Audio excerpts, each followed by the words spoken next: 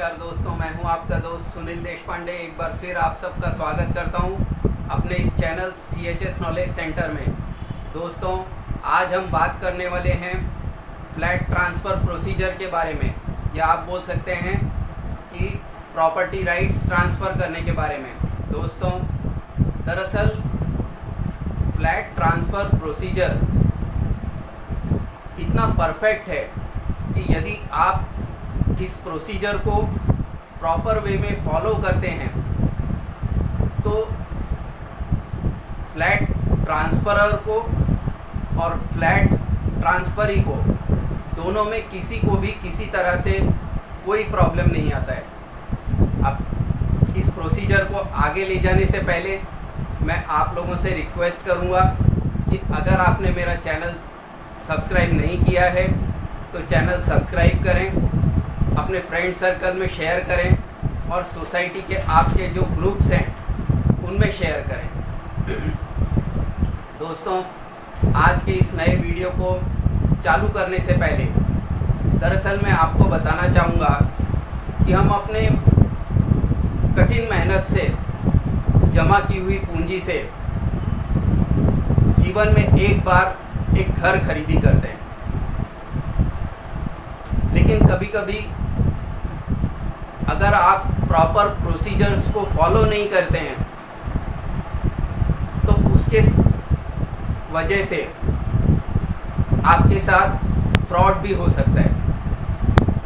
दोस्तों, दरअसल गवर्नमेंट ने कोऑपरेटिव हाउसिंग सोसाइटी, जो एक रजिस्टर्ड कोऑपरेटिव हाउसिंग सोसाइटी में यदि आप कोई फ्लैट परचेज करना चाहते हैं तो फ्लैट ट्रांसफ़र का इतना परफेक्ट प्रोसीजर बनाया हुआ है कि यदि आप प्रॉपर वे में प्रोसीजर को फॉलो करते हैं तो आपको किसी तरह से कोई तकलीफ़ नहीं होगी। दरअसल काफ़ी टाइम ऐसा देखा गया है कि जो फ्लैट परचेज़र होता है वो फ्लैट के बारे में सोसाइटी में जाकर सोसाइटी के ऑफिस में फ्लैट के बारे में डिटेल्स निकालने लगता है, मैनेजमेंट से जाके मिलता है, फ्लैट के बारे में डिटेल्स जानने की कोशिश करता है, फ्लैट ओनर का कोई लोन है क्या, या अलग अलग तरह से वो डिटेल्स जमा करने की कोशिश करता है। दरअसल ये तरीका गलत है। यदि आप किसी रजिस्टर्ड कोऑपरेटिव हाउसिंग सोसाइटी में कोई प्रॉपर्टी परचेज करना चाहते हैं तो सरकार ने उसके लिए एक प्रॉपर प्रोसीजर बनाया हुआ है।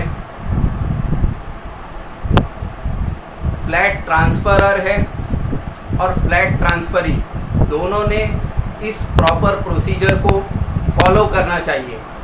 अब ये प्रॉपर प्रोसीजर क्या है ये मैं आपको इस वीडियो में बताने वाला हूँ। दोस्तों, आज मैं कुछ पॉइंट्स आपको ऐसे बताने वाला हूँ जिसके बारे में एक आम आदमी को जानकारी नहीं होती है। सबसे पहला जो पॉइंट है मेरा वो है महाराष्ट्र सोसाइटीज़ एक्ट 1960। इसका सेक्शन 29(2)(a, इसमें ये कहा गया है कि एक रजिस्टर्ड कोऑपरेटिव हाउसिंग सोसाइटी का एक मेंबर अगर अपने प्रॉपर्टी राइट्स ट्रांसफ़र करना चाहता है तो कम से कम 1 साल की उसकी सीनियरिटी होनी चाहिए। मतलब उसके नाम पे फ्लैट ट्रांसफ़र होकर कम से कम 1 साल पूरा हो चुका होना चाहिए। दूसरा पॉइंट है महाराष्ट्र सोसाइटीज़ एक्ट 1960 के सेक्शन 29(2)(b के अनुसार इसमें एक रजिस्टर्ड कोऑपरेटिव हाउसिंग सोसाइटी का मेंबर अपने ओनरशिप राइट्स किसी दूसरे व्यक्ति के नाम पे तभी ट्रांसफ़र कर सकता है जब सोसाइटी उस दूसरे व्यक्ति को एज अ मेंबर एक्सेप्ट करने के लिए एग्री हो। कभी कभी कुछ केसेस में ऐसा हो सकता है कि सोसाइटी को ट्रांसफरी के बारे में कुछ डाउट्स आ सकते हैं, तो वो उसका बैकग्राउंड चेक कर सकते हैं। यदि फ्लैट का बायर मतलब ट्रांसफरी किसी क्रिमिनल बैकग्राउंड से है या क्रिमिनल हिस्ट्री है, तो सोसाइटी उसकी मेंबरशिप को रिजेक्ट कर सकता है, उस पर ऑब्जेक्शन ले सकता है। दरअसल और भी काफ़ी ऐसे पॉइंट्स हैं जिसके बारे में आम आदमी को जानकारी नहीं होती है। वो पॉइंट्स मैं आपके सामने रख रहा हूँ। फ्लैट ट्रांसफ़र प्रोसीजर, प्रॉपर्टी के राइट्स तभी ट्रांसफ़र होते हैं जब रजिस्टर्ड कोऑपरेटिव हाउसिंग सोसाइटी के मेंबर के ड्यूज पूरी तरह से क्लियर हों। यदि उस मेंबर के कोई ड्यूज पेंडिंग होंगे तो सोसाइटी फ्लैट ट्रांसफ़र करने से इनकार कर सकता है। फ्लैट पर कोर्ट का किसी तरह से स्टे हो, कोर्ट का ऑर्डर हो कि फ्लैट किसी दूसरे व्यक्ति के नाम पर ट्रांसफ़र ना किया जाए। इसी तरह फ्लैट किसी फाइनेंशियल इंस्टीट्यूट को मॉर्गेज हो, तो उस केस में जब तक वो फाइनेंशियल इंस्टीट्यूशन अपना एनओसी नहीं देता है, तब तक सोसाइटी उस पर्टिकुलर प्रॉपर्टी के राइट्स किसी दूसरे के नाम पे ट्रांसफ़र नहीं कर सकता है। दरअसल फ्लैट ट्रांसफ़र प्रोसीजर, प्रॉपर्टी के राइट्स ट्रांसफ़र करने का जो प्रोसीजर है, वो सरकार ने बायलॉज में इतना क्लियरली मेंशन किया हुआ है और इतना परफेक्ट दिया हुआ है कि यदि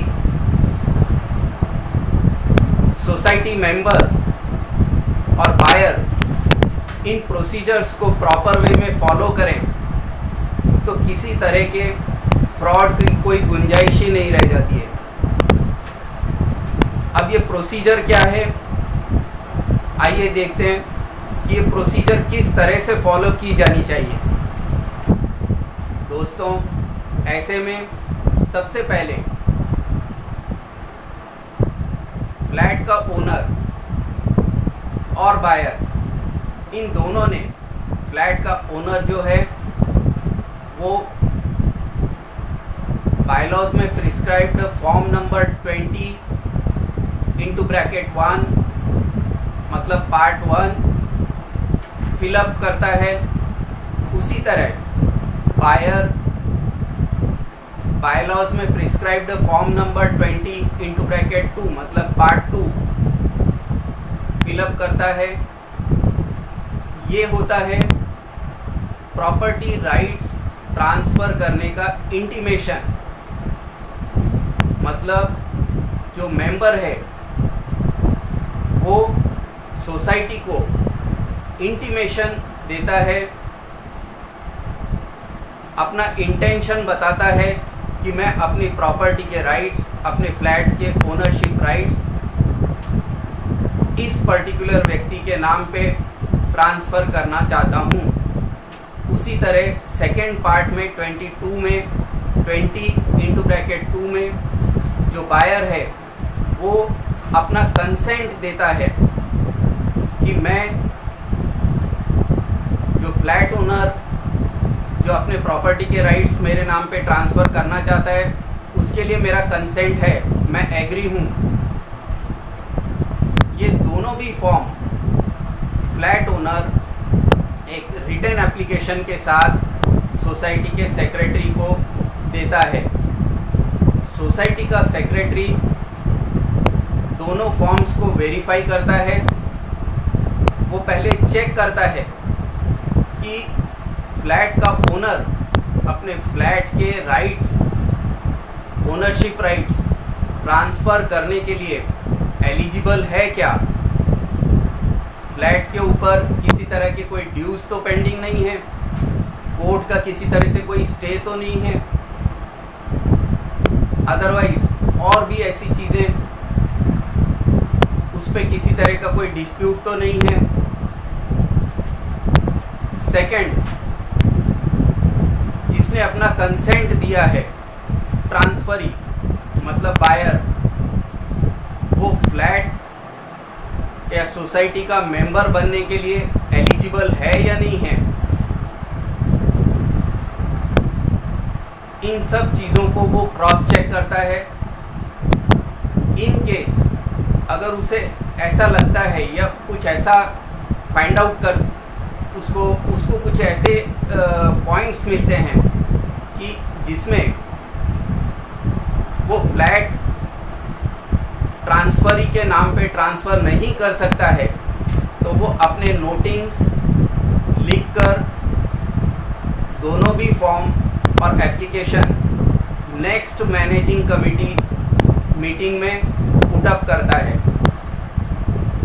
मैनेजिंग कमेटी मेंबर्स उसके ऊपर डिस्कस करते हैं और मैनेजिंग कमेटी के डेट से लेके 8 दिन के अंदर वो अपना ऑब्जेक्शन सोसाइटी के मेंबर को मतलब फ्लैट के ओनर को इन्फॉर्म करते हैं और उसका रीज़न देते हैं कि फ्लैट का ओनर फ्लैट सेल क्यों नहीं कर सकता है या ट्रांसफरी से रिलेटेड कोई ऑब्जेक्शन है तो ट्रांसफरी सोसाइटी का मेंबर क्यों नहीं बन सकता है। यदि दोनों भी फॉर्म्स क्लियर हैं और किसी तरह से कोई प्रॉब्लम नहीं है तो मैनेजमेंट तो नेक्स्ट स्टेप होता है,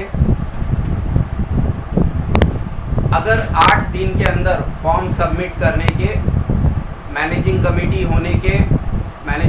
मीटिंग होने के 8 दिन के अंदर यदि ट्रांसफरर को मैनेजिंग कमेटी से किसी तरह का कोई नोटिस रिसीव नहीं होता है, उसके बाद दरअसल एक तरह से आपने सुना होगा, काफ़ी टाइम बोलते हैं कि फ्लैट को सेल करने के लिए सोसाइटी के एनओसी की ज़रूरत नहीं होती है। बिल्कुल सच है, सोसाइटी के एनओसी की ज़रूरत नहीं होती है, लेकिन ये जो प्रोसीजर है 15 डेज़ पहले जब फॉर्म 21, 22 ये 2 फॉर्म्स जब मेंबर और बायर सोसाइटी को सबमिट करते हैं तो इस पे जब क्रॉस वेरिफिकेशन होता है और मैनेजमेंट जब क्लियरेंस देता है तो ये बायर के लिए हमेशा बहुत अच्छा होता है।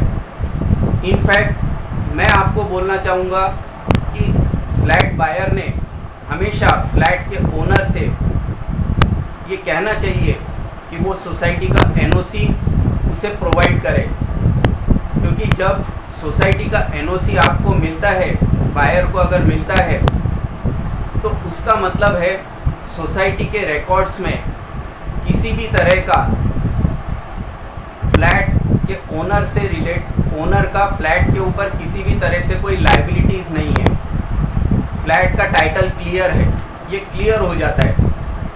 इसलिए अगर बायर चाहे तो सोसाइटी के मेंबर या फ्लैट ओनर से सोसाइटी का एनओसी मांग सकता है। दोस्तों, एक बार जब ये क्लियर हो जाता है कि फ्लैट पे किसी तरह की कोई लायबिलिटीज़ नहीं है, किसी तरह का कोई स्टे नहीं है या कोई पेंडिंग ड्यूज़ नहीं है, उसके बाद फ्लैट ओनर और बायर ये दोनों म्यूचुअल अंडरस्टैंडिंग में आगे का उनके जो फाइनेंशियल डील्स हैं वो करते हैं और सेल एग्रीमेंट रजिस्टर करते हैं। सेल एग्रीमेंट रजिस्टर करके उस पर स्टैम्प ड्यूटी पे करते हैं। उसके बाद सेल एग्रीमेंट रजिस्टर होने के बाद वो ट्रांसफ़र सेट प्रिपेयर करते हैं। अब ये ट्रांसफ़र सेट में कौन कौन से फॉर्म्स होते हैं वो मैं आपको बताता हूँ। एक बार registered agreement with stamp duty paid receipt आपके हाथ में आ जाता है। उसके बाद प्रिस्क्राइब्ड फॉर्म नंबर 21 ये ट्रांसफ़रर को अपने प्रॉपर्टी राइट्स ट्रांसफ़र करने के लिए भरना होता है, तो उसे ये 21 फॉर्म नंबर सबमिट करना होता है। प्रिस्क्राइब्ड फॉर्म नंबर 23 ये ट्रांसफरी के लिए होता है, मेंबरशिप के लिए एप्लीकेशन। उसी तरह प्रिस्क्राइब्ड फॉर्म नंबर 13 ये मेंबर सबमिट करता है, जिसमें वो अपने मेंबरशिप से रिज़ाइन करता है। प्रिस्क्राइब्ड फॉर्म नंबर 3 ये अंडरटेकिंग है, जो कि 100 रुपीज़ के स्टैम्प पेपर पर किया जाता है कि फ्लैट जिस पर्पज़ से परचेस किया गया है उसी पर्पज़ के लिए वो यूज़ किया जाएगा। इन केस मेंबरशिप के लिए अप्लाई करने वाला व्यक्ति बेरोजगार है, किसी दूसरे व्यक्ति पे डिपेंड है, तो जो दूसरा व्यक्ति है वो ये अंडरटेकिंग देता है 100 रुपीज़ के स्टैम्प पेपर पर। Form number 4 prescribed form number 4 ये एक अंडरटेकिंग है, जो कि 100 रुपीज़ के स्टैम्प पेपर पर दिया जाता है कि सोसाइटी से रिलेटेड जो भी लायबिलिटीज़ हैं उनका मंथली मेंटेनेंस है वो व्यक्ति बेयर करेगा।